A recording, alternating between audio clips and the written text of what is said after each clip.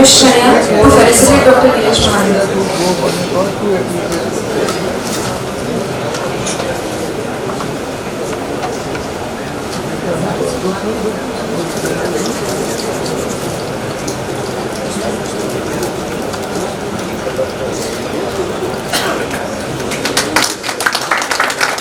I request Dr. Bigwal Unadkat to felicitate Dr. Nilesh.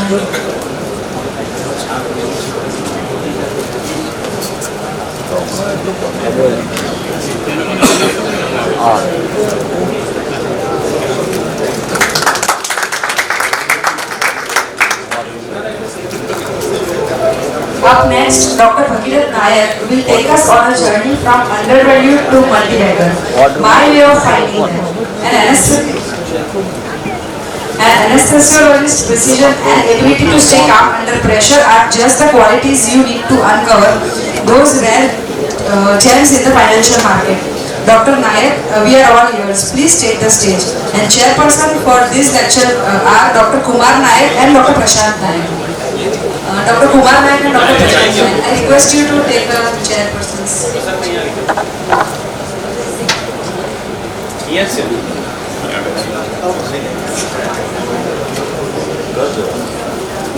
Dr. Bhagirath Nayak, he is MD Anesthesiology, practicing anesthetist and chief anesthetist at R.V. Shah Mahavir Super Speciality Hospital, practicing since last 40 years, investing in stock market directly since last 30 years.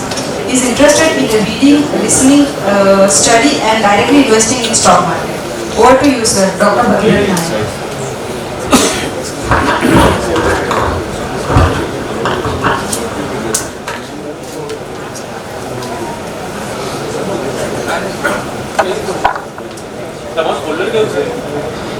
First,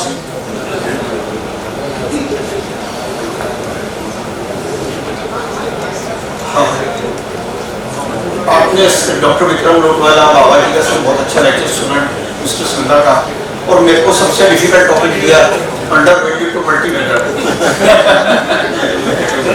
ना बिल्कुल नहीं। Multibagger stocks की definition में आप जाएंगे तो Peter Lynch जो legendary investor थे उन्होंने सबसे पहले ये वर्ड कॉइन किया था मल्टी बैगर, जो over a certain period of time जो 10 टाइम्स 20 टाइम्स हो जाते हैं, they are called multibagger. यदि मल्टी बैगर स्टॉक ढूंढना है तो टर्नअराउंड स्टोरीज में मल्टी बैगर स्टॉक ढूंढना आसान होता है। टर्नअराउंड स्टोरीज मतलब क्या, जो कंपनियां कंसिस्टेंट लॉस कर रही है, डिक्लाइनिंग प्रॉफिट है, इंटरेस्ट बर्डन ज्यादा है और बिजनेस अभी उनका बराबर चल नहीं रहा है, उनको आप ढूंढो और उसमें कौन सी स्टोरी प्रॉफिटेबल होगी फ्यूचर में, वो आप फाइंड करोगे तो मल्टी बैगर जल्दी मिलेगा। तो मल्टी बैगर ढूंढने के लिए सबसे बड़ा क्राइटेरिया क्या है, क्या स्टॉक में क्या देखिए आप, तो मेन चीज है कैश फ्लो। वो 1938 में जॉन बर विलियम की बुक थी ना, the theory of investing value, उनने कहा कि money is made by cash flow, पैसा बनता है कैश फ्लो से। सबसे पहली चीज देखना है स्टॉक में कैश फ्लो है कि नहीं। कैश फ्लो होगा तो टर्नअराउंड होगा, टर्नअराउंड होगा तो मल्टी बैगर बनेगा। एग्जांपल जैसे टेस्ला 17-18 में से 20 तक नेट प्रॉफिट लॉस में थी, पर कैश फ्लो पॉजिटिव हो गया था 17-18 में, तो 20 तक में 10 टाइम्स हो गई। अभी तो नेट प्रॉफिट तो 2020 में आया उसका, उसके पहले वो 10 टाइम्स बढ़ गया। मतलब कैश फ्लो, जिनने कैश फ्लो देखा उनको 10 टाइम्स पैसा मिला।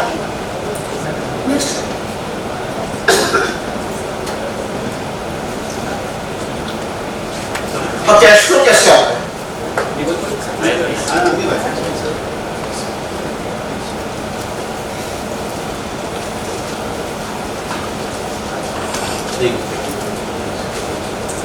हाँ, कैश फ्लो कैसे आता है ये देखना है आपको। तो कंपनी में कौन से क्राइटेरिया देखना है कंपनी में कि जिससे कंपनी में कैश फ्लो आता है। तो पहले तो लो कॉस्ट प्रोड्यूसर होना चाहिए। लो कॉस्ट प्रोड्यूसर आप कैसे ढूंढेंगे? हाई ग्रॉस मार्जिन है जिसमें, अभी डेटा तो सब वेबसाइट्स पे और सब पे मिल जाता है, कंपनी का क्वार्टरली रिजल्ट्स आते हैं वो मिल जाते हैं सब, तो आपको पूरा डेटा रेडीमेड मिलता है, आपको ज्यादा मेहनत नहीं करना पड़ती है। तो जिसका ग्रॉस मार्जिन हाई है वो लो कॉस्ट प्रोड्यूसर है। 60-65% यदि ग्रॉस मार्जिन है तो वो एकदम लो कॉस्ट प्रोड्यूसर है। जैसे श्री सीमेंट है, अल्ट्राटेक है, they are low cost producers. दूसरा कौन सा धंधा है? उधार में लेना और कैश में बेचना है। ऐसा जो धंधा है उसमें कैश फ्लो खूब रहेगा कंपनी के पास हमेशा। जैसे अमेज़न या बर्कशायर हाथवे का मॉडल है, जैसे रेस्टोरेंट बिजनेस है, आप कैश में लेते हो, आपका जो सप्लायर है उसको महीने 2 महीने पैसे चुकाते हो, तो आपका हमेशा कैश फ्लो जमा रहता है। अमेज़न में सामान बाय करते हो, आप इमीडिएटली पे करते हो, कंपनी वेंडर को 2 महीने 3 महीने बाद देती है। बर्कशायर हाथवे का में आप देखेंगे तो उनका ज्यादातर पैसा फ्रूट से आता है, 45% फ्रूट से आता है, प्रीमियम एडवांस में कलेक्ट करते हैं, पेमेंट बाद में देते हैं, वो पूरा पैसा गवर्नमेंट बॉन्ड में और सेफ स्टॉक में इन्वेस्ट करते हैं, तो 45% उसमें से वो लोग कमा लेते हैं। तो ऐसा धंधा ढूंढोगे जिसमें आपको कैश जनरेट होता है कंटिन्यूस। फिर ग्रोथ देखता है कंपनी में, तो ग्रोथ कहां से आएगा? तो वॉल्यूम ग्रोथ से आएगा या प्राइसिंग से आएगा? तो ग्रोथ है, डिस्ट्रीब्यूशन मॉडल बढ़ रहा है, जो स्टेट में आपका डिस्ट्रीब्यूशन नहीं है वहां डीलर नेटवर्क खड़ा कर दो, तो वो कंपनी का ग्रोथ हो जाएगा। तो ट्रांजिशन होता है टेक्नोलॉजी का, इलेक्ट्रिक व्हीकल जैसे टेस्ला, अभी आईसी कार से लोग बाग सब इलेक्ट्रिक व्हीकल में जा रहे हैं, तो टेस्ला ने ट्रेमेंडस ग्रोथ दिया।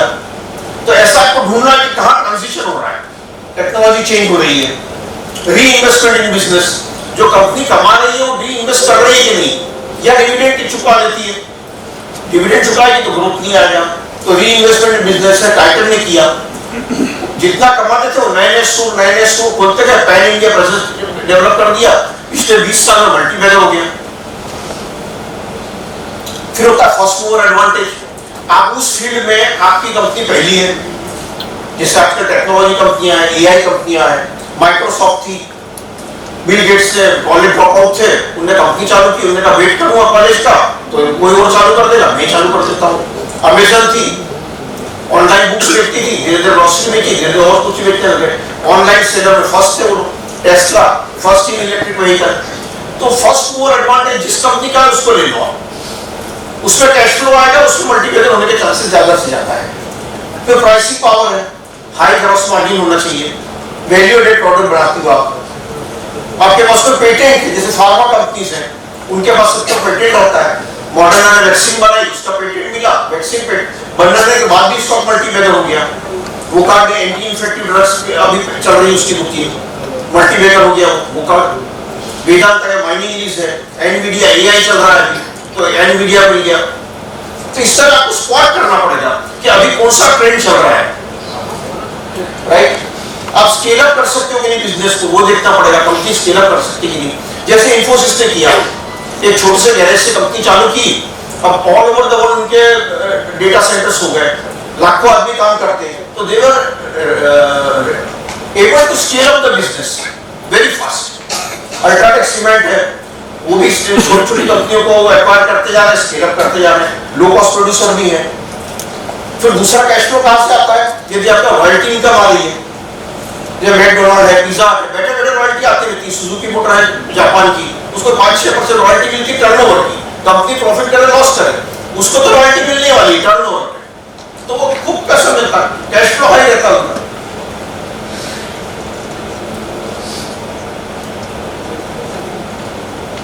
अब ये सब कैश फ्लो आया, आपने बोला पर ये सब दूसरा नंबर नहीं रिप्रेजेंट करता है कि भी कहां से देखता है आपने को कैश फ्लो आ रहा है कि नहीं आ रहा है, तो वो मैजिक नंबर है ROE, return on equity. Return on equity देखो आप, यदि रिटर्न ऑन इक्विटी 30% है तो कंपनी कंसिस्टेंटली 30% रिटर्न देती तो 100% मल्टीप्लायर होगी, पर ऐसे 30% कंपनी ढूंढना बहुत डिफिकल्ट है जो कंसिस्टेंटली 30% रिटर्न ऑन इक्विटी है।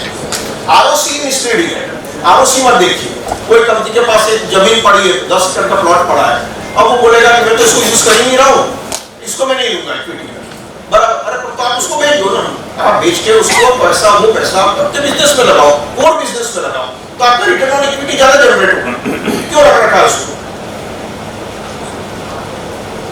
फिर वॉल्यूम ग्रोथ होता है, प्राइसिंग ग्रोथ जो हमने डिस्कस किया।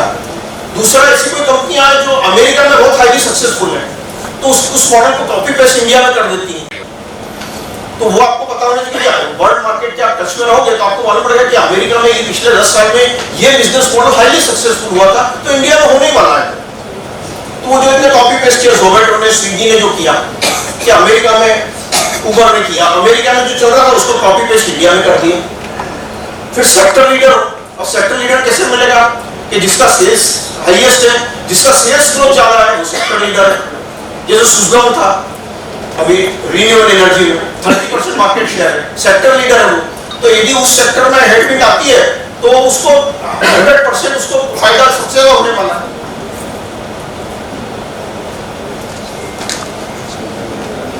और दूसरा कहां से आए लो कॉस्ट प्रोड्यूसर है।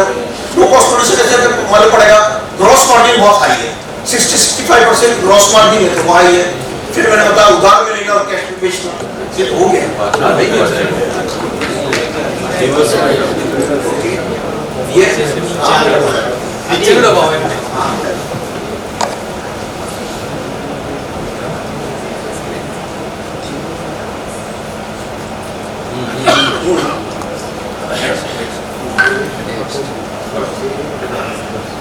हाँ, अब मल्टीपल स्टॉक्स के पे अभी जो डिस्कस कर रहे हैं कि कैसे घूमेंगे। तो हाई ग्रोथ होना चाहिए, आरओई पॉजिटिव होना चाहिए, जो अभी अपने आरओई डिस्कस किया। ऑपरेटिंग कैश फ्लो पॉजिटिव होना चाहिए, मैनेजमेंट क्वालिटी अच्छी होना चाहिए, लिक्विडिटी फ्लो होना चाहिए। और आप बोलेंगे कि इतना सब स्केलेबिलिटी होना चाहिए, तो आप बोलेंगे कि इतने सब तो इस सब संपन्न कैसे मिलेंगे? नहीं, इसको जो 60-70% क्वालिटी की मिल गई तो आपको स्टॉक ले लो। बराबर। जैसे अमेरिका का एग्जांपल लेते हैं तो ये कंपनियां थी जो Amazon, Apple, Meta, Google, Tesla, Nvidia, इन सब में ये क्वालिटी थी। हाई ग्रोथ था, आरओई पॉजिटिव था, ऑपरेटिंग कैश फ्लो पॉजिटिव था, मैनेजमेंट क्वालिटी थी, लिक्विडिटी था, सेक्टर फैंसी थी। तो वो सब मल्टीबैगर हुए पिछले 10-15 साल में। अब दूसरी फैक्टर जो देखना है कि वेरिएबल कॉस्ट कम होना चाहिए और ग्रॉस प्रॉफिट मार्जिन ज्यादा होना चाहिए। जो प्राइसिंग पावर बिजनेस है उसमें 60-70% ग्रॉस प्रॉफिट होता है। आपको जैसे ग्रॉस प्रॉफिट देखेंगे तो आपको मालूम पड़ जाएगा कि इस बिजनेस में प्राइसिंग पावर है। जो सेक्टर लीडर होता है, जिसकी ब्रांड होती है, उसमें प्राइसिंग पावर होता है। यदि आपका ग्रॉस प्रॉफिट 45% है और वेरिएबल कॉस्ट 60-70% है तो प्रॉब्लम है, क्योंकि आप जैसे जैसे स्केल अप करोगे आपकी वेरिएबल कॉस्ट भी बढ़ेगी तो आपका कैश फ्लो कम होता जाएगा। तो आप स्केल अप ही नहीं करोगे, स्केल अप करोगे आपको फायदा कुछ नहीं मिलेगा, क्योंकि आपकी वेरिएबल कॉस्ट बढ़ती जाएगी। Cash flow from operation is God in business. धंधे में पैसा भगवान है जो बोलते हैं ना, पैसा आ रहा है कि नहीं आ रहा है ये देखो आप, नेट प्रॉफिट मत देखो। अब कौन सी कंपनी अवॉइड करना चाहिए?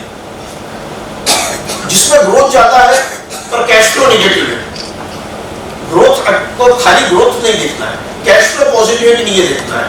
जो जैसे 2000 अपने आई थिंक 2002 से 2007-8 के बीच में जो इंफ्रास्ट्रक्चर कंपनियां थी, लैंको इंफ्रा, पटेल इंजीनियरिंग, बहुत ग्रोथ था उनमें, पर कैश फ्लो नेगेटिव थे, उधार में चल रहा था पूरा धंधा। अब यदि कैश फ्लो नेगेटिव है तो आपको धंधा बढ़ाने के लिए या तो इक्विटी रेज करना पड़ेगी या डेट रेज करना पड़ेगा। जब तक बुल मार्केट है आपको इक्विटी से पैसा मिलेगा, जैसे ही बुल मार्केट खत्म हुआ इक्विटी से पैसा मिलना बंद हो गया, सारी कंपनियां एक के बाद एक सब बंद हो गई, लॉस में जाने लगे। आरओई कम है और ग्रोथ ज्यादा है वो भी नहीं चलेगा, क्योंकि आरओई कम है तो ग्रोथ ज्यादा है, वही आपको पैसा उठाना पड़ेगा मार्केट से। कैश फ्लो पॉजिटिव है तब ले लो, नेट प्रॉफिट तो कम ज्यादा होता रहेगा, नेट प्रॉफिट नहीं देखना आपको, खाली कैश फ्लो ही देखना है। नेट प्रॉफिट तो कोई कंपनी सोचती कि मेरे को एडवर्टाइजिंग करना है, ब्रांड बिल्डिंग करना है, तो 2-3 साल बहुत खर्चा कर देंगे तो नेट प्रॉफिट कम हो जाएगा। आप खाली कैश फ्लो पे ध्यान दो, cash flow quarter to quarter बढ़ रहा है कि नहीं बढ़ रहा। अब जैसे सेक्टर्स कौन से, किसका टर्नओवर इजी और किसमें डिफिकल्ट है? इंफ्रा, मेटल, शिपिंग इसमें डिफिकल्ट है। Good sectors consumer, IT, banking, financial, इसमें टर्न अराउंड इजी है। फिर व्हेन टू सेल, लोग पूछेंगे भाई आप तो मल्टी बैगर ढूंढ लिया आपने, तो अब सेल कब करना है उसको? आपको बेटर अपॉर्चुनिटी मिले तो उसको सेल कर दो, दूसरी अपॉर्चुनिटी पकड़ो। इसे applicable to stock market only ना, नथिंग एल्स इन लाइफ।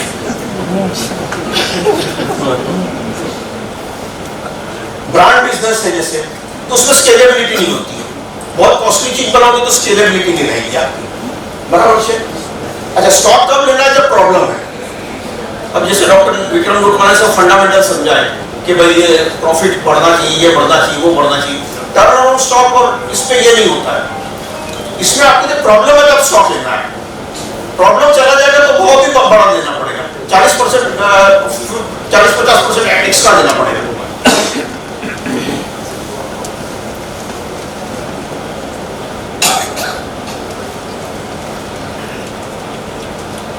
अब देख ले कैसे ढूंढना, वही ढूंढ रहे हैं। ग्रॉस मार्जिन ज्यादा है, ईबिटा कम है तो चलेगा, कोई बात नहीं।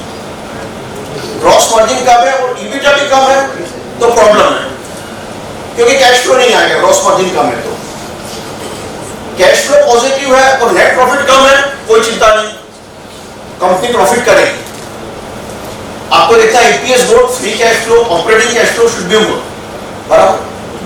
Bank can not grow more than ROE, तो बैंक में मल्टीप्लायर होने के चांसेस बहुत कम रहते हैं, बराबर। आरओई उनका कैपिटल, उनका फ्यूल है, कैपिटल ही नहीं आएगा, जितना कैपिटल आएगा उतनी ग्रो कर पाएंगे के बैंक्स। फिर मल्टीप्लायर दूसरे फैक्टर्स कौन से जो स्टॉक को मल्टीप्लायर बनाते हैं, ये पी एक्सपांशन। जब बुल मार्केट आता है तो पी एक्सपांड हो जाते हैं सब। तो एमआरएफ का देखो तो आप ज्यादातर उसका जो गेन मिला वो पी एक्सपांशन से मिला है, बराबर। ओएनजीसी, अदानी एनर्जी सॉल्यूशन है, ये सब पी एक्सपांशन से मल्टीप्लायर होते हैं। मार्केट फैंसी थे, बुल मार्केट आया, पी एक्सपांड हो गए।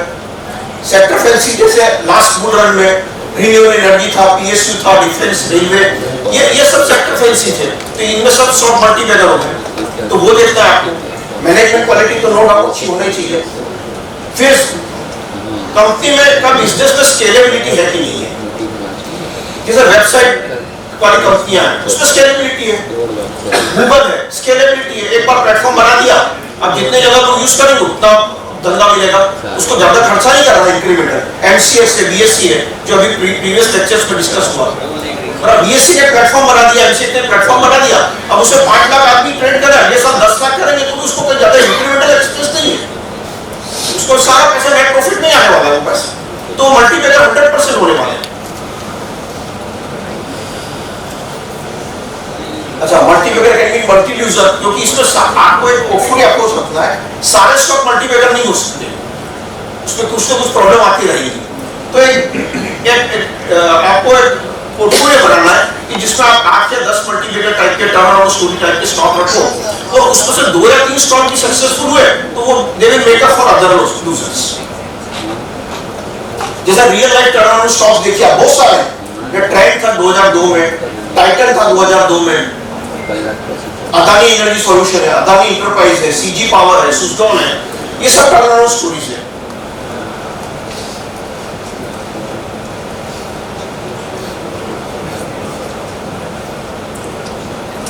अब टर्नअराउंड स्टॉक्स क्यों फेल हो जाते हैं? कई स्टॉक्स टर्नअराउंड होते ही नहीं, आप राह देखते रहते नहीं होते। जैसा क्लासिकल एग्जांपल है वोडाफोन आइडिया।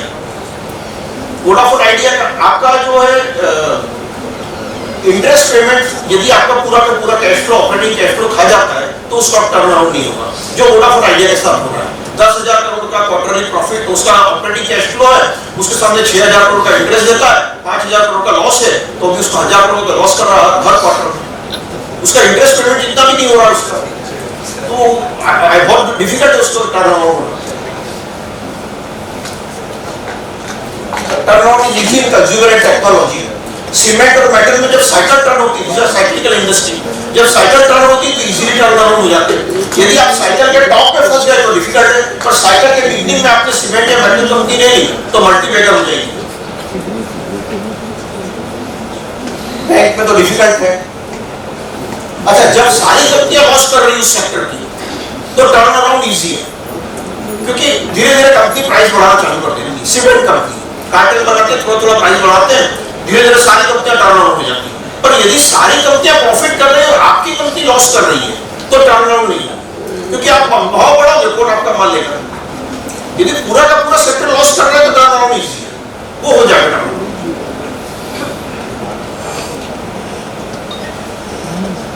यदि कैश फ्लो हाई है तो टर्न अराउंड जल्दी होगा।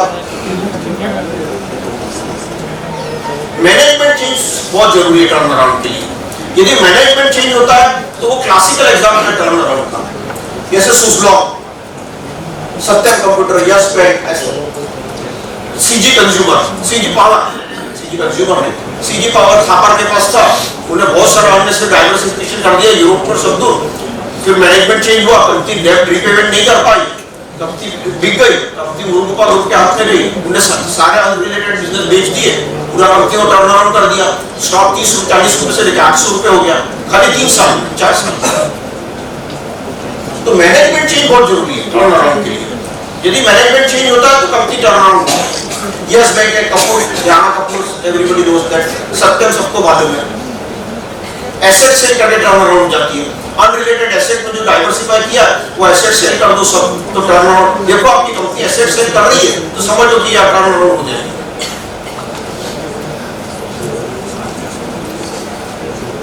Don't depend on the single indicator.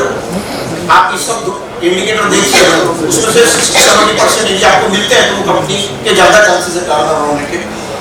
Be patient and vigilant. Quarterly profit देखो, क्वार्टरली कैश फ्लो देखो, आ रहा है कि नहीं, कैश फ्लो बढ़ रहा है कि नहीं कंपनी का, एसेट सेल करके कंपनी इंटरेस्ट बर्डन कम कर रही है कि नहीं कर रही है, वो देखो। पोर्टफोलियो अप्रोच रखो टर्न अराउंड स्टॉक्स में। 8-10 कंपनियां रखो, उसमें से 2 या 3 टर्न अराउंड होगी, 3-4 नहीं भी होंगी तो कोई प्रॉब्लम नहीं है। This is a highly sophisticated form of investing. It requires its fair share of time and diligence. Management change अपन ने डिस्कस कर लिया। ये वेंचर कैपिटल इन्वेस्टिंग है।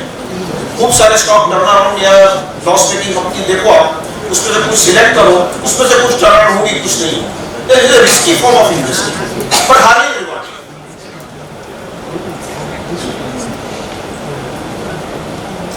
हाँ, अब जैसे ये लोगों सबको ये जो डेटा है तो मैंने जो बताया आपको वेबसाइट पे इजीली अवेलेबल है, ROE, ROC, ग्रोथ सब कुछ मिलता है। पर इस डेटा को इंटरप्रेट कैसे करना है? जो ये फंड मैनेजर सिन्हा साहब बैठे हैं, ये लोग बैठे हैं, ये इनका मेन काम ये है कि इस डेटा को इंटरप्रेट करते हैं कि भाई ये जो डेटा आ रहा है उसको, इस डेटा को अपन कैसे फ्यूचर के लिए प्रोजेक्ट करें और कैसे करें। तो वो डेटा इंटरप्रेट करना ही सीखना है। डेटा तो रेडीमेड मिलता है, सब चीज बराबर है। तो और जब क्लैरिटी नहीं है तभी स्टॉक लेना है। जब क्लैरिटी आ जाएगी तो बहुत क्लैरिटी का लेना पड़ेगा। You cannot buy a stock today at yesterday's price. तो रिस्क लेना है। टर्न अराउंड स्टॉक में रिस्क वाला काम ही है। वेंचर कैपिटल इसका काम है। टाइम देना पड़ेगा, ड्यू डिलिजेंस करो, क्वार्टरली प्रॉफिट देखो, कंपनी के कॉल कॉल सुनो, उसके बाद कंक्लूजन बनाओ कि कंपनी बराबर राइट पाथ पे जा रही है कि नहीं, टर्न अराउंड के लिए नहीं जा रही, उसको छोड़ो, दूसरी पकड़ो। That's all. Active investing. It was really informative, sir. Now I would request. તમે આખી સ્ટડી કરી તેમાં 4-5 નામ ત્યાં આવતા હોય તો કઈ નહીં।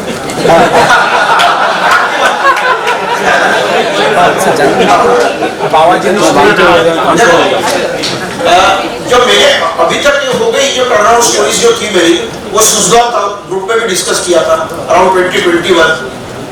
फिर GMR एयरपोर्ट था, उसके बाद CG पावर था जो मेरे काफी कलीग्स ने बाय किया 70-80 रुपए के आसपास, और अभी 800 रुपए उसका प्राइस है बराबर। और फ्यूचर में जो टर्न अराउंड लग रही है वो GMR इंफ्रा, अभी एयरपोर्ट वो अभी भी लॉस में है, GMR पावर लॉस में है, उसको आप ले सकते हैं और आप देख सकते हैं, मतलब तो नहीं करूंगा। उसके बाद और लॉस मेकिंग कंपनी कौन सी जिसमें कैश फ्लो अच्छा है, पॉजिटिव है, BGR एनर्जी एक स्टॉक है, वो कर सकते हैं आप। रिलायंस अनिल अंबानी ग्रुप की जो कंपनियां हैं वो अब धीरे धीरे टर्न अराउंड की तरफ जा रही है। हाँ, रिलायंस पावर,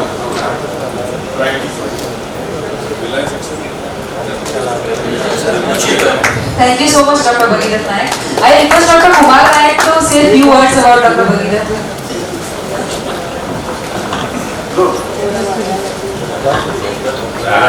આખું છે ને કોમ્પ્લિકેટેડ વર્લ્ડમાં બહુ ખબર ના પડે તો ભગીરથભાઈ વિક્રમ જેવા મિત્રો રાખવા, અને ભગીરથભાઈને હું છેલ્લા 30 વર્ષથી ઓળખું છું, અને જ્યારે હું આવતો હતો ત્યારે ફ્યુ લાઇન્સ જે મને થોડી સ્ટોરી એટલે એમના માટે કહું છું कि पैसे का मोल वो बढ़ाता है, पैसे का मोल वो बढ़ाता है और प्रोडक्ट को ढूंढ के निकालता है। रिसर्च का वो कीड़ा है, आपने जो बद्दा में रिसर्च बहुत जबरदस्त है, रिसर्च का वो कीड़ा है और CNN से दिल से जुड़ा है। हमारा महावीर डॉक्टर रूम में CNN एमनो कांस्टेंट चालू है, तो रिसर्च का वो कीड़ा है, CNN से दिल से जुड़ा है।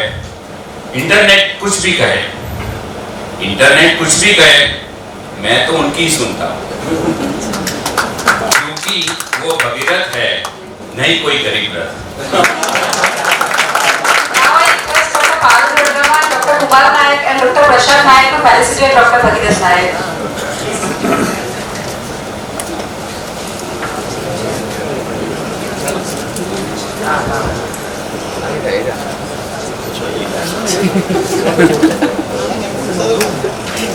સાહેબ ઉભા રહેજો પછી ફોટો પાડીને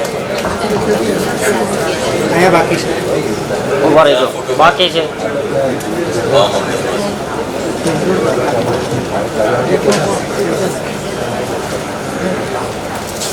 I request Dr. Manju Singhal to felicitate Dr. Kumar Nayak. Dr. Manju.